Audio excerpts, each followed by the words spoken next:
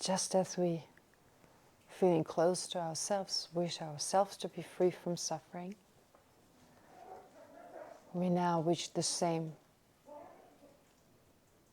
for all sentient beings.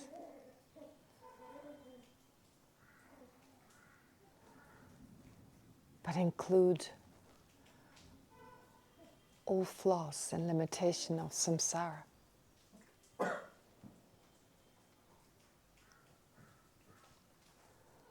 Not only wishing for sentient beings to be free from those, but also wishing to help sentient beings to eliminate them.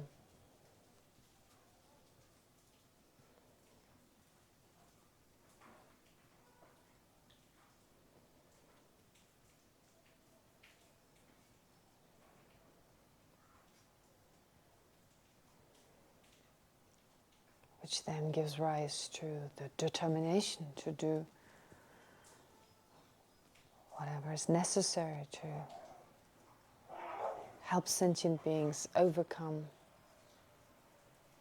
all dissatisfactory states and their causes.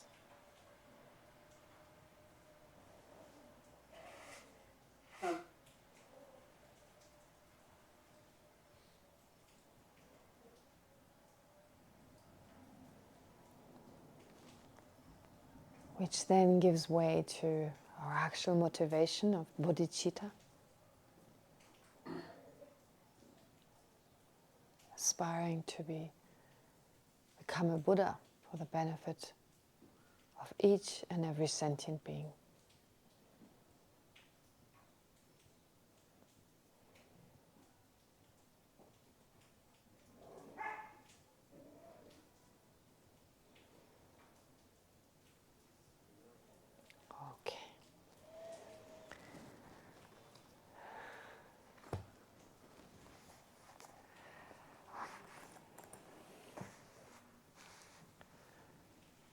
So to continue with this short explanation on Tantra, I was thinking in the break, first of all, I want to thank you, everyone, this morning for reciting the Heart Sutra, doing the Longland practice. I had no idea. I only heard Venerable Dorga told me during the lunch break. I thought you were just doing breathing meditation. As you noticed, that I thought that. But that was very kind of you to do those prayers for my dad. So thank you for that. Okay, and then the next, one more thing. As I was thinking about what kind of meditation could I do today, I thought, since we're talking about Tantra anyway, there is this sadhana, a short sadhana by His Holiness the Dalai Lama that's freely available online, an Avalokiteshvara practice. It's very short. You don't visualize yourself to be a deity, so no worry. You just visualize, what you visualize is Avalokiteshvara in the space in front of you or above your head, in the form of, if you have any spiritual master like His Holiness who inspires you, and visualize Avalokiteshvara, the Buddha of compassion, in the form of that particular being. No, visualize that particular being in the form of Avalokiteshvara. So Avalokiteshvara, how to think of Avalokiteshvara, not as some kind of Buddhist god. It's irritating, this whole language. Just think of all the compassionate energy of the universe. And that includes, of course, the compassion of all great masters of the different traditions. You don't have to limit it to anything Buddhist. Just all the compassionate energy, especially the enlightened energy, so of those awakened beings coming together in the form of your own spiritual master, right? Becoming alive in the form of that being.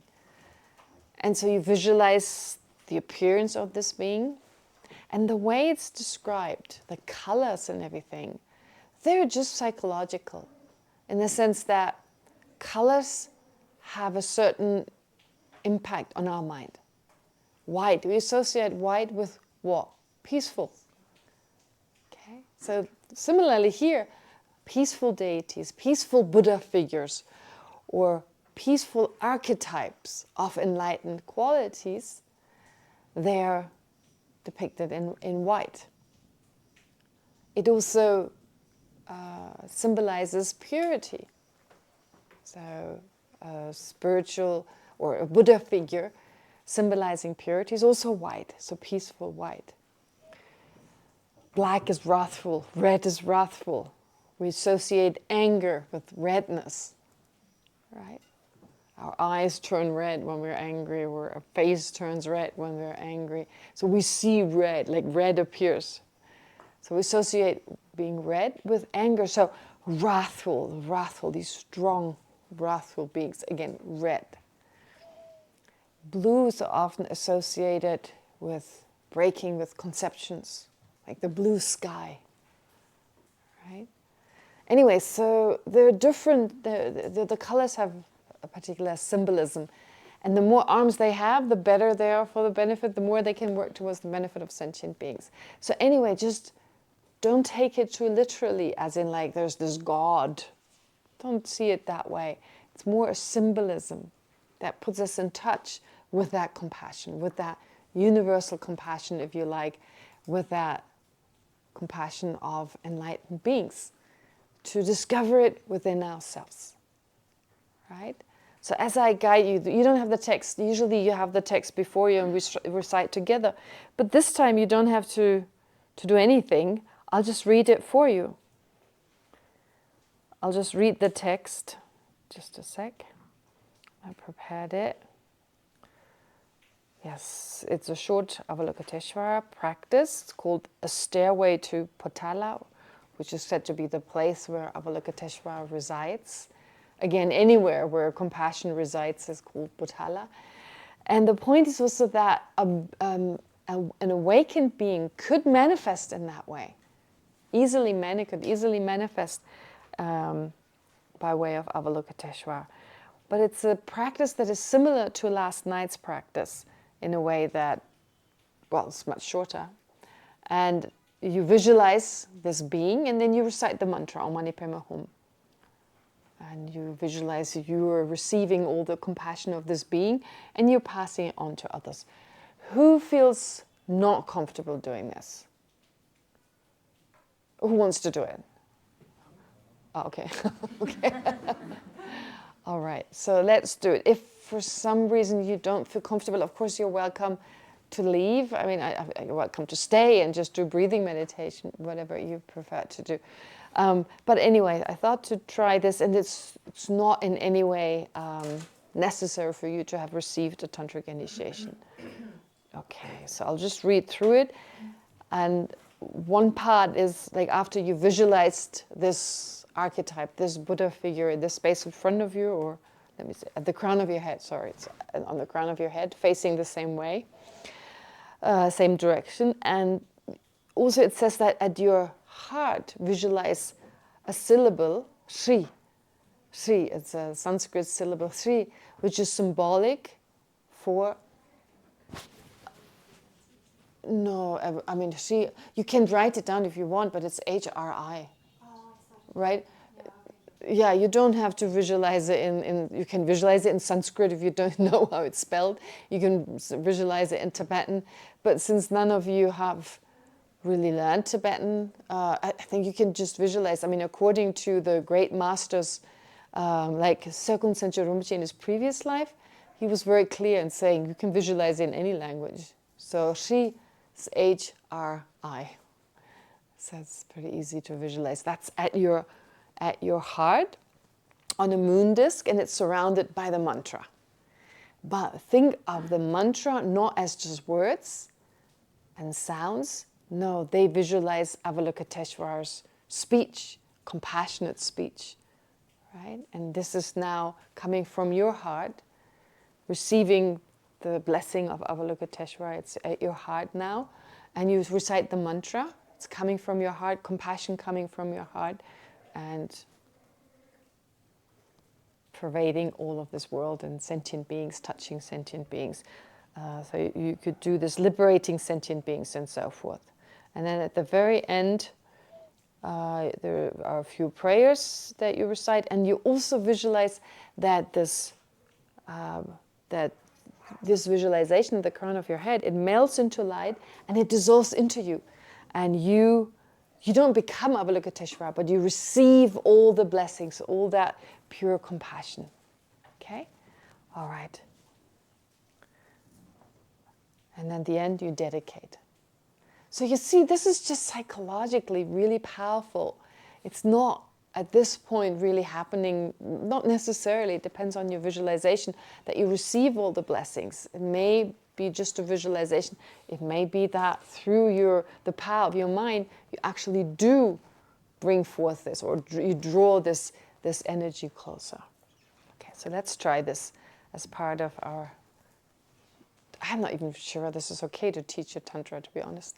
But I don't teach you anything that is secret. I mean, none of those parts that...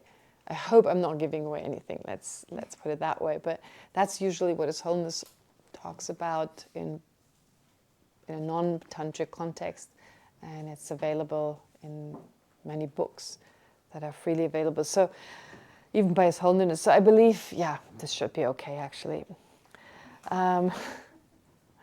All right. Anyway, to go back to what I said this morning, empowerments are the first step. And as part of those, you often also take vows.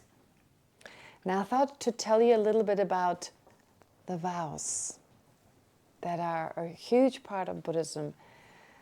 But please don't get me wrong. Or don't misunderstand. It's not like saying don't get me wrong. Don't misunderstand vows. You only take them when you're ready to, when you want to. And they're not seen as restricting, as meant to restrict you, because otherwise you wouldn't take them. And you can give them back, basically. It's not advised to break them. But in particular, what are called the pratimoksha vows, you can give those back. But they're seen as something you're ready to take, and they protect you. It's a bit like, especially with the first level of vows, called the pratimoksha vows, I compare it to like taking the vows of a monk or nun, right? So you take them for life, but you can also give them back. It's kind of like when you get married, you take a marriage vow. You take it for life, but you can always get divorced. So it's a bit like that. Of course, you don't want to, but some people see it as some kind of failure or some kind of non-virtue. But if without breaking the vow, you give it back, there's no non-virtue. But it's just, it has that force of keeping you, like making that promise, helping you to keep that vow. And it helps you to keep a certain ethical conduct, which is a great protection, calms the mind and so forth. So the first vows are what are called the pratimoksha vows, as I just said, which basically means towards liberation. There are the liberation vows. So you move towards liberation. Prati, I think, means towards. Moksha means liberation. So you're moving towards liberation. And there are different vows. The monks and nuns vows, the lay people's vows. For some people, that's an appropriate way of life. For others, it isn't. Doesn't mean you have to be a monk or nun to be a Buddhist practitioner. Anyway, but as I said, you have these different vows for a fully ordained, for a novice monk or nun. You have 36 vows in this tradition. For a fully ordained monk, you have 253 vows. For a fully ordained nun, you have 364 vows for a fully ordained nun. Seems unfair because the nuns have a lot more vows. But many of them protect nuns at the time when the Buddha was around, such as the vow, don't walk alone in the forest, in the area where you live, if it's kind of deserted. So that's one example. Or when you take a bath, be careful and so forth. Because women, of course, for women there was always the danger of getting raped, etc. Okay. Then you have the lay people's vows, one-day vows, even lay people's vows, 5 vows, or the one-day vows based on the motivation to become liberated. And those are for one day, the 8 that you took today, just with a different motivation. Anyway, based on those, they are what are called the bodhisattva. Well, some use the plural, but you shouldn't say bodhisattva vows. It's bodhisattva vow. Do you know why? Because if you break one of those vows, right? So for instance, to give you another example, let me give you another example.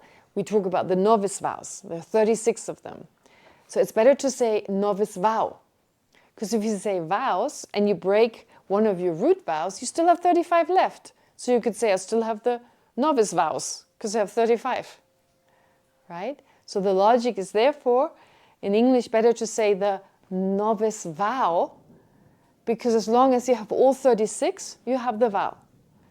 If you've already killed another human being, which is one of the root vows, if you have killed someone intentionally, another human being, then you have 35 vows, remaining vows, but they're not the novice vows any longer, because they're not complete. With the bodhisattva vow, it's the same. If you break the vow, for instance, giving up bodhicitta, which is one of the vows, then you have, a certain amount left. What is it? 80. You have 17 root vows left, and 46 secondary vows. So there are actually 18 root vows and 46 secondary vows as part of the bodhisattva vow.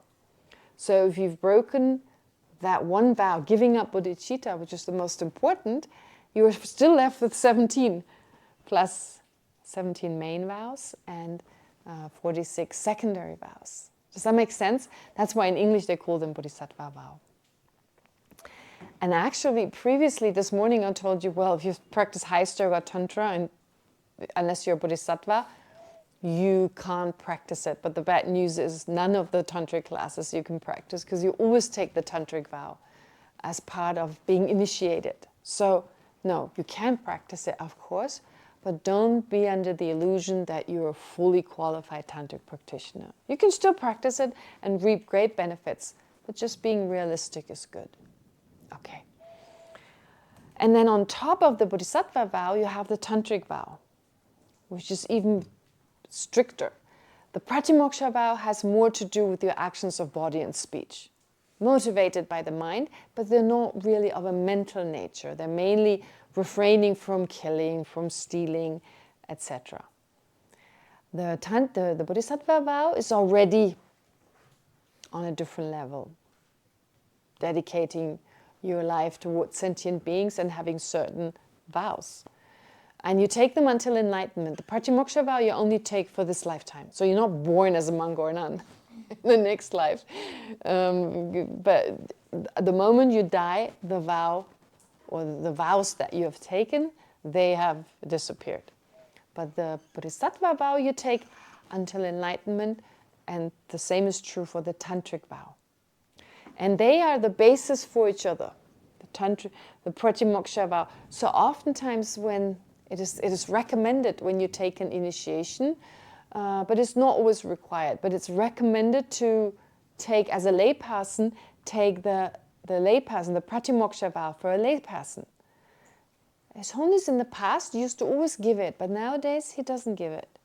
So maybe he doesn't consider it to be that important. I don't know why, but yeah, he no longer gives the lay people vow. I mean, for monks and nuns, His Holiness doesn't need to give a vow, because we already have vows. Doesn't have to give the Gensu or the novice, the novice vow, and so forth. But for lay people, yes. However, recently, when His Holiness has, well, in the past, just in the last few years, when His Holiness gave empowerments, he didn't give those. Okay, but then he gives the bodhisattva vow for every one of them. And there's something beautiful about, for instance, the vows regarding women in the pratimoksha tradition, the bodhisattva tradition, and the tantric tradition. So there are women's rights as you go up. In the pratimoksha tradition, that very much reflects the beginning level. That also, especially reflects India and Tibet in ancient times, when women were seen as inferior to men. The Buddha didn't see it that way. The Buddha didn't see it that way at all. But since the convention of a country are still something the Buddha doesn't break unless there's a huge purpose for doing so, he pretty much went along with that, right? On the initial level. So, as part of the pratimoksha tradition at least, it's not a vow, but nuns are supposed to pay respect to monks. On the level of the bodhisattva, that's no longer required. There's very much the emphasis, everyone can become enlightened. And there's a tantric vow, do not disrespect a woman. There's no tantric vow, don't disrespect a man, don't disrespect a woman. So you see, it gradually moves towards, well, treat everyone equally. I mean, it's already implied in the bodhisattva vow, but even more stressed by only pointing at women, the importance of women and not, disrespecting them, not disparaging them and so forth. So someone in this context, I remember someone asked me, the Buddha was against nuns. Wasn't he against nuns? Because first he didn't want to ordain nuns, and it was Ananda who had to request him when his stepmother wanted to become ordained, and she came with these women. So does that mean the Buddha was some misogynist person, awakened but misogynist? No, of course not. We need to put it into context. We need to put it into context. At the time of the Buddha, previous to the time of the Buddha, there were women had a lot of rights. But that degenerated. Previous to that, pretty equal. But as times changed, it degenerated. And at the time of the Buddha, it was similar to, well, even nowadays in some remote villages, and not so remote villages, a woman is defined first by her father, then by her brother, then by her husband. Am I right? Right? So some women, never mind, I won't go into all the detail, but the point is, a woman is not supported in the same way because she leaves the family anyway. The boys stay, the older son at least, remains in the house, so his education is considered to be more important. In the end, the woman leaves, and so her spending that much money on her doesn't make sense because she's going to be part of a totally different family. And of course, also it is considered important for the funeral pyre. If a parent dies, the son should light the funeral pyre, not the daughter, traditionally. So there were so many reasons for why women or girls were not preferred. I mean, boys were preferred over girls. But the Buddha himself has said, after a king complained that that his wife had given birth to a girl, and he said, it's wonderful to have a girl. There's a whole teaching, how wonderful you have a daughter. Daughters are precious, and he gives all these teachings. So he always stresses the importance of women. But a woman did not leave her home and become a wandering monk.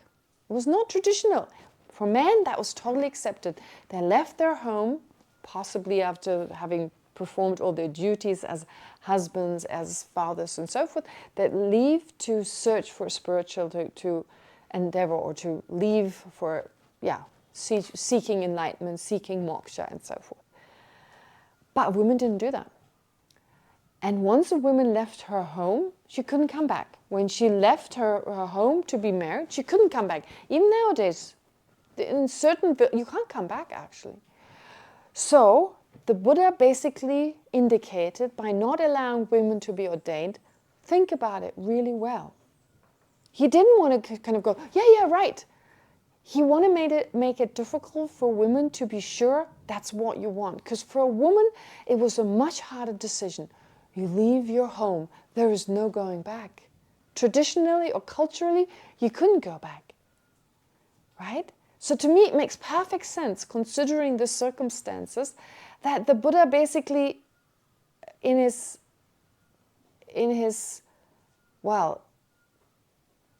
kind of rejection, I don't want to say rejection, but in his hesitance, in hesitating to take in women. So going back basically, so this is really what you want. And so Ananda, of course, a man approaching the Buddha and saying, please. So that is also significant, that there were women supporting, there were men supporting the women, showing that to the Buddha. And then the Buddha gave us permission. And as far as I know, that was the first community of just women in India at the time, right? There were male communities of wandering monks, but there weren't any female communities. The first time, just women together. So that was revolutionary. Seen from the perspective of the 21st century, oh, the Buddha was a misogynist. But he was revolutionary in what he did for women, starting that Sangha. But he had to tread carefully, right? Because here were these right beings to receive these teachings, but if he had gone too far, they would have just turned away from him, and he wouldn't have been able to share his incredible message. And so he was careful, and carefully, slowly, right? Slowly made it happen. And this is what His Holiness the Dalai Lama also did for women's rights. He didn't change everything right from the beginning. He was very careful, because many of the elder monks didn't want to have, women geshes necessarily, or I don't know, it was like they didn't care about it really. So women receiving an education. So instead of saying right away we should have female geshes, well, first His Holiness talked about education, right? Education. He was very patient, very patient. And then when the monks realized, oh, the nuns can study, they can study just as we can. Well, then the next step, right? And then the next. So he took his time, no impatience, no. When the time is ripe, when the time is ready. Yeah, it's not like, I need to now. No. Very skillful. And the Buddha did just that. So just in response to, I don't remember who asked me, but someone asked me about the story of Ananda, and didn't it seem, from our perspective, that seems strange, but for the times 2,600 years ago, for that time, for that way of thinking, it was revolutionary. Okay, anyway, going back to Tantra. Having explained these 3 types of vows, okay, now one thing, when you hear now about Tantra, it sounds like some kind of mind game, maybe, some kind of fantasy game.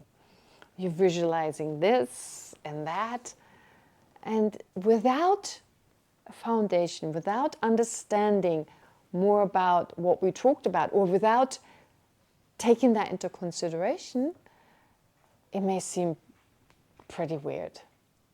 But of course, any tantric practitioner has every qualified tantric practitioner has a very sound footing in what's called the Lamrim, the different practices of the Lamrim, recognizing that we have this precious human rebirth, death, rebirth, or possible existence in the lower realm or lower realms, at least the danger of those, taking refuge, and understanding of karma, and understanding of the different types of sufferings and how to overcome them, bodhicitta, emptiness, the 6 perfections, all of those different practices of bodhicitta, the 6 perfections, emptiness. So they have a very sound basis in that, in engaging in all the practices we discussed here for the last 9 days, 10 days.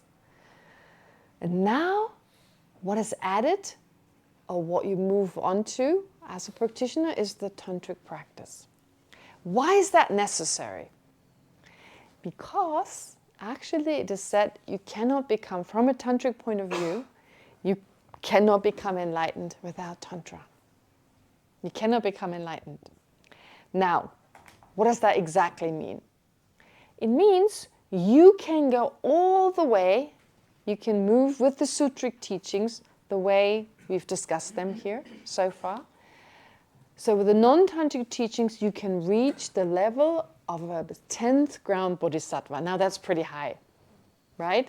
You can go all the way up. You can, of course, choose to practice Tantra if you're ready, right from the beginning, but no one is going to force you. There's only suggestions by your teacher. There are suggestions by your teacher, but in the end, it's up to you.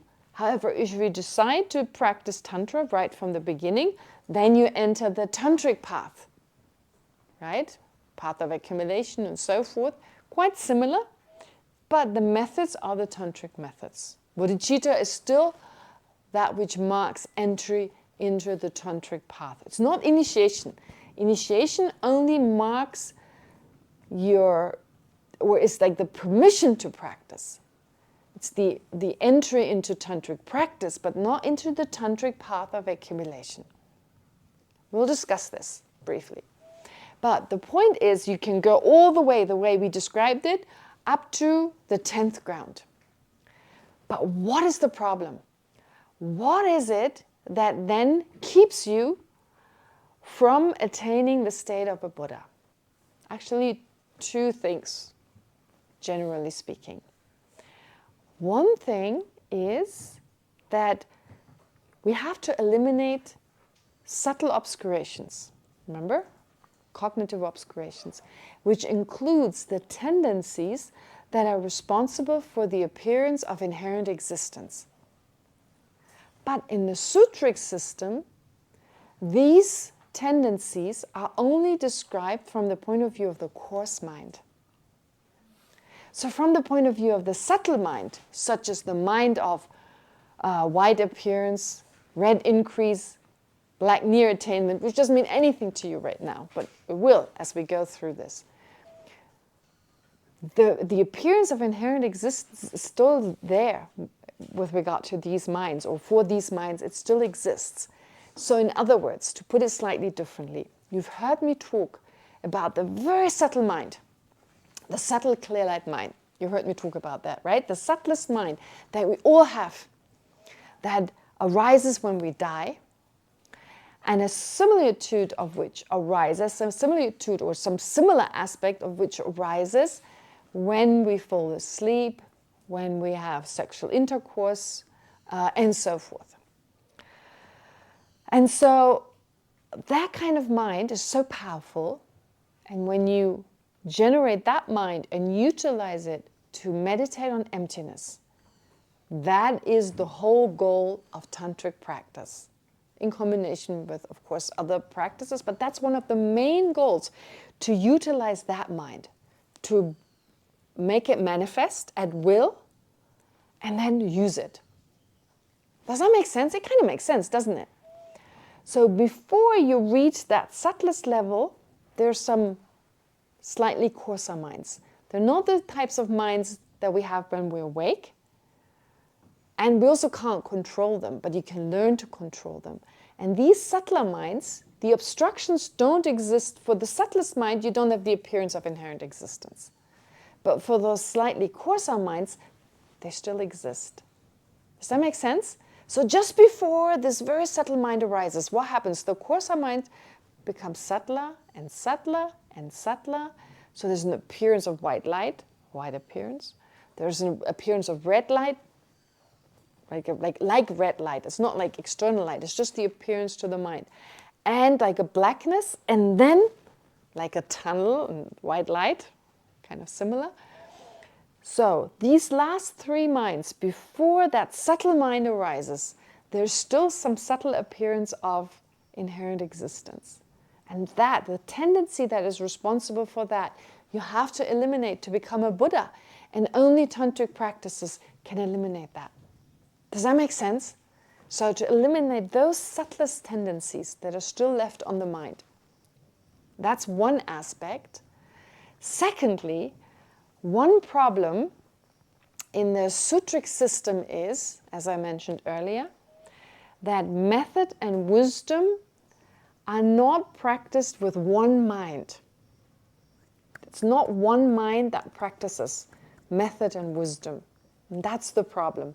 It needs to be one mind that practices them together. So either you practice love, compassion, and so forth, or you practice wisdom. But together, we say they should be practiced in union, but that doesn't literally mean it's one mind. In Tantra, there are techniques when you can do that. So, first of all, there are two main qualities of a Buddha. There's the mind of a Buddha and there's the body of a Buddha. Both are important. The mind of the Buddha, there's no benefit for us. We can't perceive the mind of a Buddha. So it's important that the Buddha has a body we can perceive. So we speak of the Rupakaya, as it's called, and the Dharmakaya, whatever word you want to use, but basically it refers to the mind of the Buddha and the body of the Buddha, of a Buddha. So for you to become a future Buddha, it's not just for your own benefit, it's also for your own benefit. That's why you get a Buddha's mind, right? Wow, who wouldn't want a Buddha's mind? So blissful it's beyond words. However, you don't benefit, you only benefit yourself. Only your own mind is benefited. Only your own mind experiences that bliss. Now, the body of a Buddha is important. So a Buddha works towards both, obviously. Of course, also without the mind, you couldn't have a body that is effective. So indirectly, it's also beneficial for sentient beings. But now you need to have a specific, a cause as part of your practice that now accords with the resultant body. So usually in the sutric system they say bodhicitta is responsible for the body of a Buddha. That's the substantial cause, the kind of cause. But that doesn't make sense because it's a mind. A mind doesn't become something material, right? A mind doesn't become something material. So wisdom is responsible for the mind of a Buddha, and bodhicitta and love, compassion, they're responsible for the body of a Buddha. But actually, there's a big flaw. There's a great flaw in the sense that a mind such as bodhicitta cannot be the main cause of something physical. So you need something very specific that gives rise to the body of a Buddha. What could that be? The subtle energy in our body. So every mind is inseparably linked with an energy. Every mind has an energy, which accounts for the fact when you're fearful, there's actually a physical sensation. How could there be a physical sensation if there's only mind? But it's because our minds affect our winds, the winds in our body. I mean, the minds on which, that ride on the winds. They sometimes describe it like the minds are riding on a wind. Therefore, your mind can also move, although it is immaterial. So the experiencing entity basically we call the mind, and the ability to move, that is the wind. We label mind and wind on those bases. Therefore, the wind is that. This time it's not me. Are you scared of spiders? You? No. Then you're okay.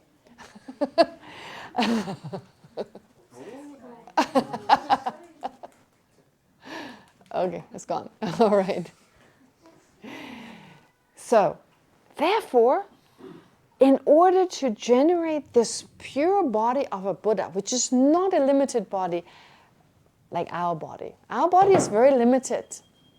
A Buddha's body is said to be a mental body, which is inseparably linked to the mind. It's this pure wind, this pure energy, which can manifest in different forms, right? According to people's needs, their predispositions, and so forth.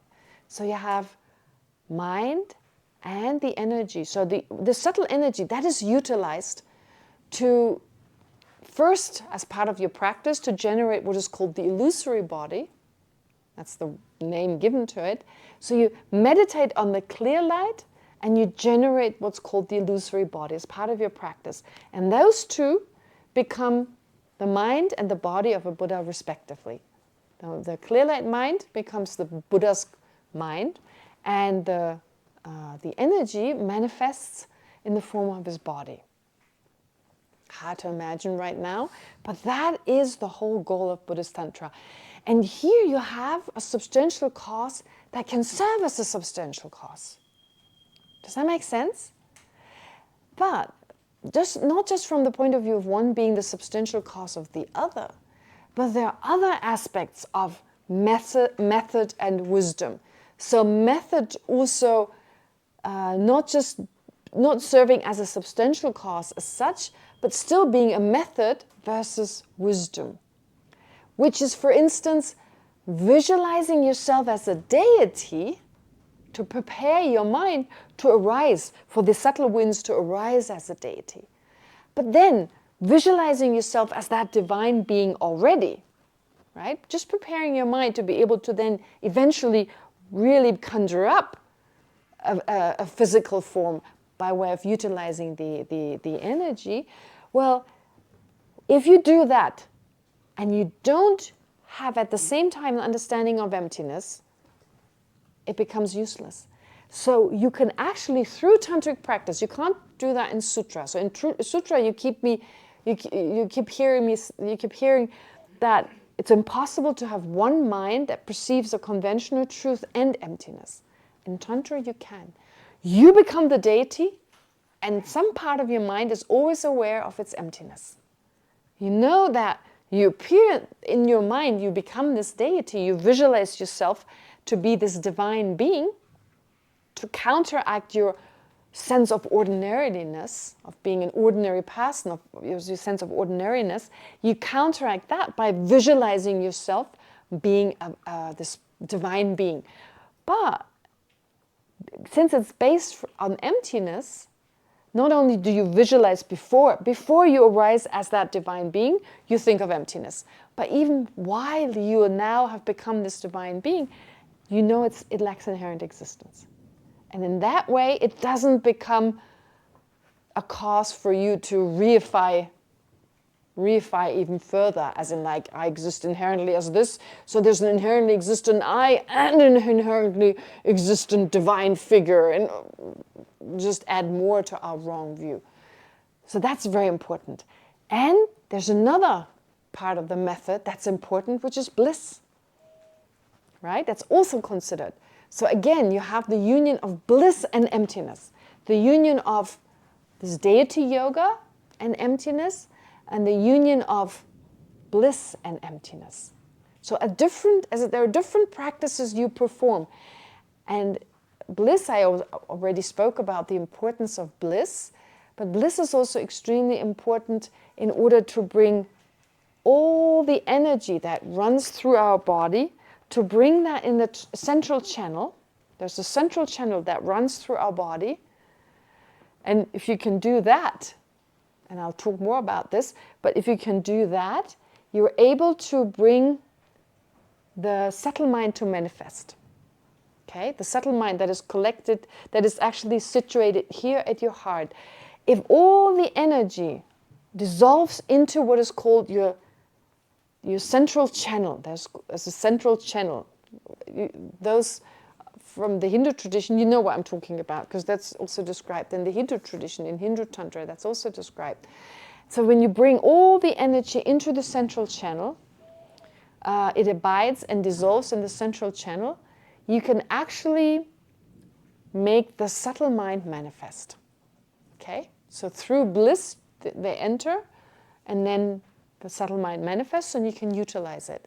At the time of death, they naturally, all the energy moves towards the central part of your body. It enters the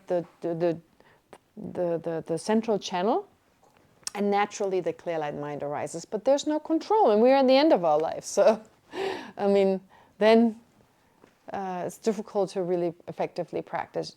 Can we wait? Or is this just a clarification? It's about that. Well, I'll talk more about this. I haven't really given you any detail because that's the highest level of Tantra. But because Tantra is so confusing, I find it's beneficial to talk about the goal, and then all these nitty-gritty little practices kind of make sense. Yeah? So you see the goal of all that, utilizing the subtle clear light mind and utilizing the subtle energy. But to get there, as a preparation, you visualize yourself as the deity with an understanding of emptiness, and you also create bliss together, that blissful mind reflecting on emptiness. Does that make sense?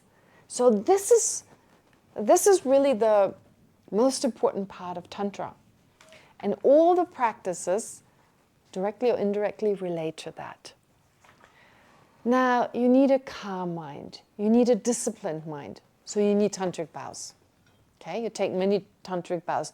Well, for the first 2 classes of tantra, you don't take tantric vows, but at least you have the bodhisattva vow. You don't take the tantra vow. But then for the last 2, you need to take the tantra vow, because it becomes more and more difficult as you proceed. Okay, now, having said all that, sometimes when you start to learn about Tantra, your teachers explain to you why it's called secret mantra, why it's called mantra, why it's called Vajrayana, why it's called method vehicle, and why it's called effect vehicle. These are all names for Tantra. And they also give you some additional explanation. Okay, Vajrayana. Vajra means indestructible, but it can also mean indivisible. Indestructible means you have the indestructible wind, the subtlest mind, the subtlest drop. I haven't talked about drops yet, never mind. So, the subtlest mind, it's indestructible. So there's that indestructibility. Indivisibility, the indivisible practice of method and wisdom. So in other words, Vajrayana is a vehicle that teaches practices that are practices that refer to the indivisibility or the union of method and wisdom in a way you don't find in the sutric system. So therefore Vajra, or indivisible vehicle. And likewise, you utilize the indestructible mind, that subtle mind. Also for that reason, indestructible vehicle. That explains already something. Secret mantra. Secret. Why secret? Not only because some practices are only given to someone who's ready. So there's some general explanation, but specific practices, they're so cryptic. If you read them, even if you know Tibetan really well, you won't understand. And only a qualified master, if they think you're ready, they give them to you. But also secret in the sense, when you practice Tantra, you shouldn't make it public. Because people, their view, when they hear what you're doing, right, they think that's really crazy. They have no sense of like, that doesn't make sense to them. That's like some kind of fantasy game. And they create all these wrong views about, well, ideas that could potentially help them, right? I mean, they're opening the door to potentially in medicine, parts of which they could find helpful. So also for others not to develop wrong views, so not to attract obstacles, they say. Mantra, why is it called mantra? Because it's supposed to protect your mind. From what? From ordinary appearances. And that takes us back to our limited view of ourselves, seeing ourselves as totally ordinary and everything else is ordinary. And we hold on to this view and we can never go beyond the ordinary. Because our identity, our sense of identity is so strongly influenced by our sense of being just ordinary and limited. So the appearance of ordinariness, of being ordinary, and the conception that we are ordinary. So instead, you try to develop divine pride, not arrogance, not ordinary arrogance, divine pride. It's a very strong self-confidence with humility. So there's no contradiction here. Does that make sense? So mantra protects you, therefore, from that ordinary appearance. But also it protects you from certain afflictions, because you utilize desire to turn into bliss, and you utilize anger to turn that into a wrathful energy that becomes a force to protect sentient beings. Wrathful compassion, in other words. Okay. And why is it an effect result? Because you visualize the effect vehicle, a result vehicle, because you visualize yourself to be already a Buddha. Remember I talked about athletes who visualize they've already won the race, or some gymnasts who visualize they can already do this complicated movement. And it's again how our brain works. Rotem talked about forming new pathways, right? You're forming the enlightened pathways in your brain by way of visualizing you're already a Buddha, this divine pride. And if you already create these pathways, your brain doesn't know. Now I talk about it from the point of view of neuroscience, I guess, right? Your brain doesn't know whether you're Buddha or not. Your brain doesn't know. Your brain doesn't know whether you're visualizing you play tennis or you're actually playing tennis. We're all aware of that research, right? You visualize you're doing something, the parts of the brain become active in the same way whether you actually perform this action or not, because your brain doesn't know. So this understanding, I guess the Buddha had 2,600 years ago, and other masters had thousands of years ago, based on which they utilized this brain we have. And it's said that to have these tantric practices are best practiced by someone who's a human being. So having this human brain is part of that, and therefore visualizing you're already a deity, it creates new pathways, and your mind is now finds it easier. I mean, it's also the mind, of course, that is transformed, so therefore the mind can actually act like that. Right? How many, to me that's the example of some of my siblings. Right? One of my brothers, he was like, he just wanted excitement, you know, like do these crazy things like mountain bikes and you know, do all these things that are actually kind of dangerous, you know, just to have a little bit of fun and excitement. And then suddenly his girlfriend became pregnant. He was a father. Everything changed. From the day he became a father, he became this responsible being, that person, like no longer putting himself into danger, no longer doing anything slightly risky. No, he became a father. So suddenly his frame of mind changed. He was now responsible for this being that became the center of his universe. His daughter. This being, his daughter. So anyway, does that make sense? How sometimes it's like you have to change the image of yourself. I'm a father, and that's it, right? It's like that. Our mind can actually do that. It shows that a person can go from one extreme behavior to a very loving and caring behavior. He was a loving and caring person. He always has been. But he liked this excitement, you know, like he had some, yeah. Anyway, so therefore, we can do the same. You take an initiation, you visualize yourself, and wow, now you're this divine being. The afflictions are still there, but they're just manifestations, so you don't take them too serious. And before long, you don't identify with them. I'm not an angry being, right? You take on a different personality, and anger no longer arises in that way. There's no need to be angry. There's no need. You don't need this and that and the other from the outside. If you don't get it, you don't care. What do you need reputation for? You're already a divine being. What do you care other things? What do you care others think? What do you care, right? Does that make sense? Okay. So, having said all that, now you prepare your mind by way of going through at least the initial stages. The first class of Tantra. Okay, to say a little bit about the first class of Tantra. Up to the highest yoga, the fourth Tantra, you do not practice with the subtle energy winds, trying to bring them into the central channel. No, that's too early. What is important is a good degree of concentration.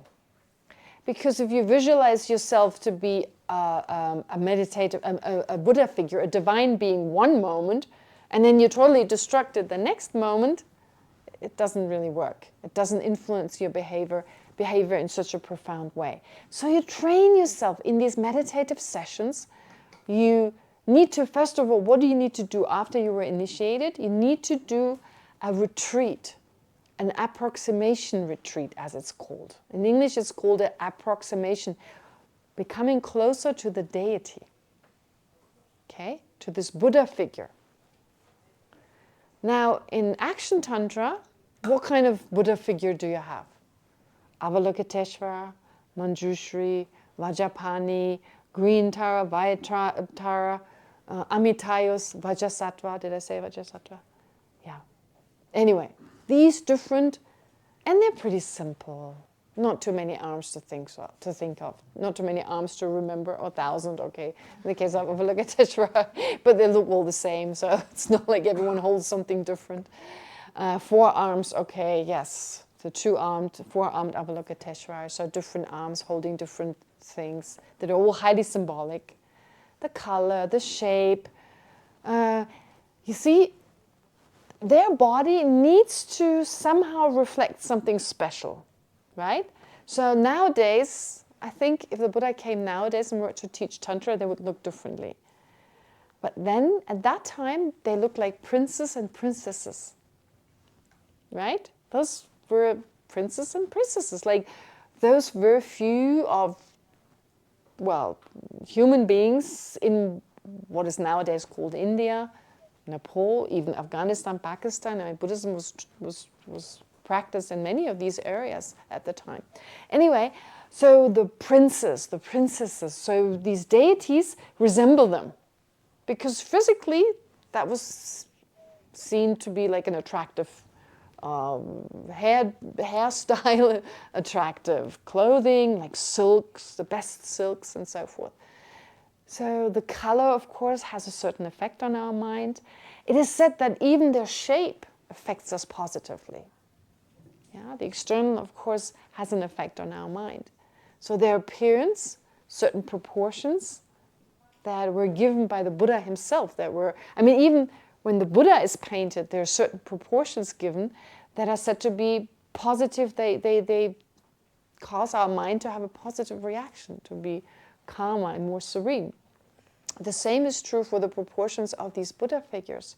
That's why you have these drawings. And then from emptiness, you arise as the deity. Okay? As part of this approximation retreat.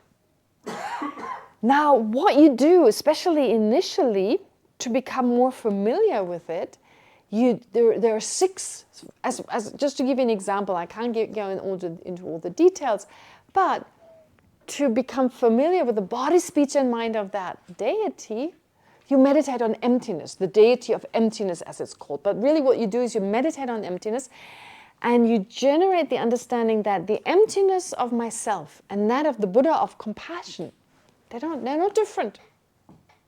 Right? They're not different. So they're like a container. The space within the container. If you take away the container, the space is the same. Right?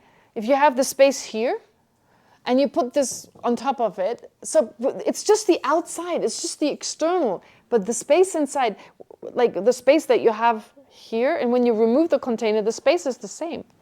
So in that sense, in the same way, you think there's no difference between me and Avalokiteshvara, because we both lack inherent existence. It's only a conventional difference. Does that make sense? And then you visualize the mantra, the sound, and you think, so basically, so first on the basis of emptiness, you think, this is me. You take that, of course, it's not you, it's not the basis of designation for me, but you train your mind to think, this emptiness is my basis of designation. That's who I am. And then you hear the sound of the mantra, right? Just the mantra symbolizing, of course, love and compassion. And you visualize, this is me. And then you visualize the letters. You visualize, this is me. And then you visualize the deity. Again, that's the basis based on which this is me. Right? And you visualize certain parts of the body. Yeah, in the form of, anyway, I don't want to go into too many details, but in that way, your mind, in terms of the emptiness, there's no difference.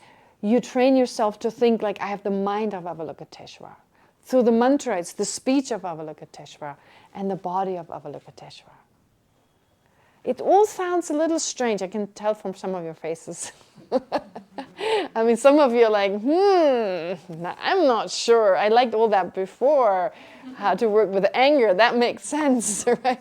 But this seems like that's why also Tantra is not supposed to be so public. Because unless you really study and you understand the psychology behind it, how it affects our mind, unless you try it, you feel it's a waste of time. A lot of people feel that. But that's a shame, because at least to be open to these practices without doing them and appreciating them for what they are, I think is helpful for our mind. Anyway, so you do these practices, as I said, but of course, it's all based on renunciation, bodhicitta, and an understanding of emptiness. And you're doing this for the benefit of others. You want to become a Buddha for a benefit of others.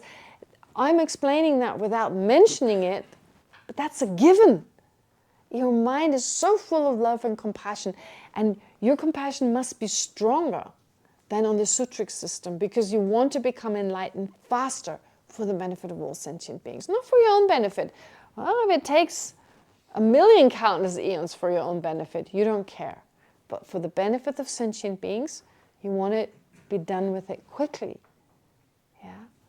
So, anyway, that's the part so far in terms of Action Tantra, for instance, where you have these kind of relatively simple deities and you meditate on them.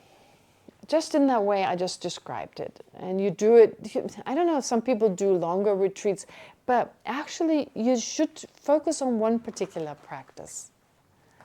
The Tibetans themselves have been critical of their own practice by saying, there's like a proverb, by giving that following proverb.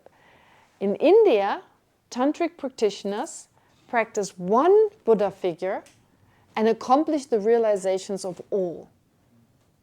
In Tibet, these are Tibetan speaking, and we're not different from the Tibetans, if anything worse actually.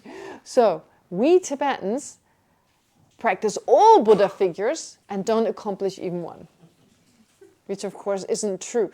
So the thing is, but to take all these different initiations and practice here and there and everywhere, that's not the point. A true tantric practitioner has one main practice that they keep secret, that they keep so secret that maybe only when they die, other people know they practice tantra.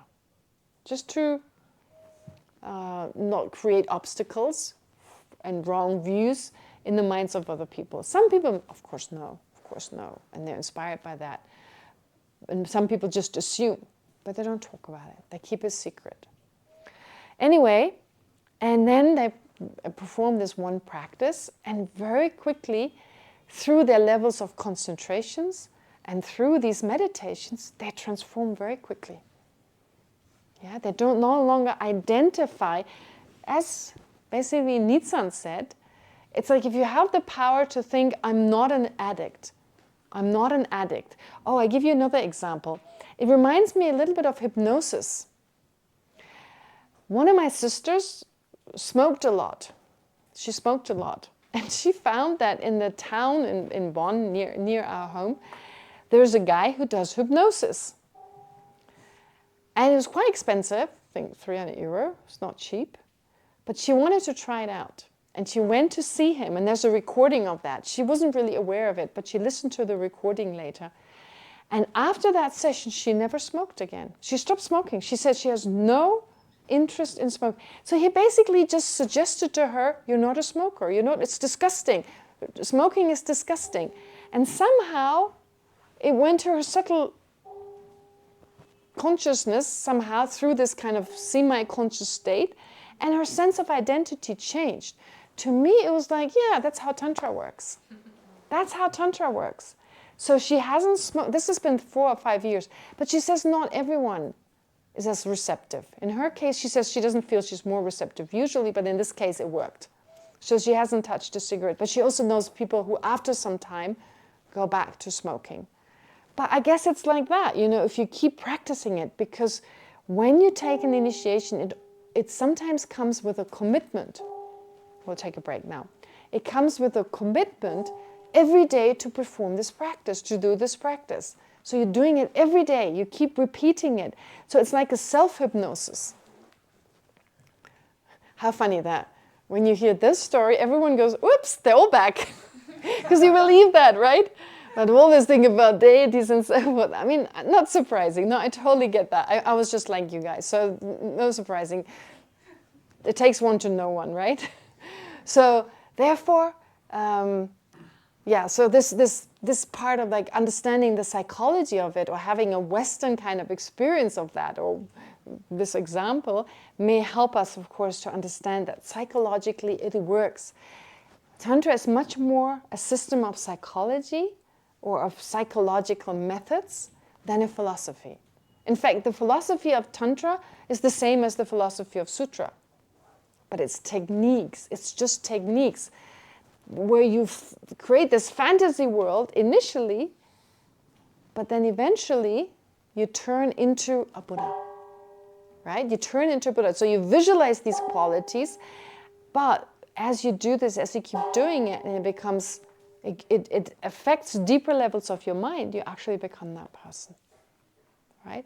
But that's not enough. You need to now work with the subtlest level. That's just the preparation for that, to then be able to utilize your subtlest wind.